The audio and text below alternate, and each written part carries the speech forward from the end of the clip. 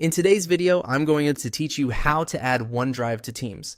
If you're already working inside Microsoft's ecosystem, this is a quick and simple way to move from OneDrive into Teams using the Microsoft App Launcher. It helps keep your files and collaboration tools connected, which can make sharing and teamwork much smoother. To begin, open OneDrive and go to your My Files page. This is your main file area where your saved documents and folders are stored. Make sure the page is fully loaded before moving on, so you can clearly see the top navigation bar and the rest of the interface. Once you're on the My Files page, look to the top left corner of the screen for the App Launcher. This is the icon made up of 9 small dots. In Microsoft 365, the App Launcher is used to switch between different apps without needing to open a new site manually.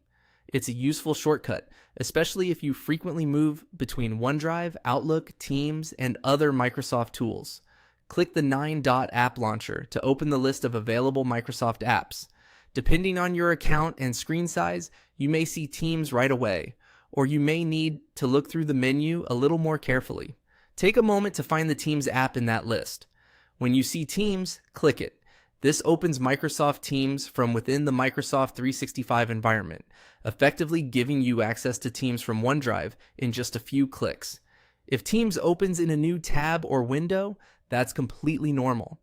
The exact behavior can vary depending on your browser settings and how your Microsoft account is configured. And that's it. You've successfully accessed Teams starting from OneDrive.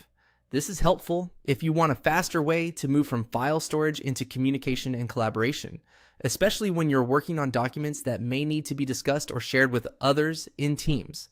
As a quick tip, if you use Teams often, you may want to pin it in your browser or keep it easily accessible in your Microsoft app list for even faster navigation in the future.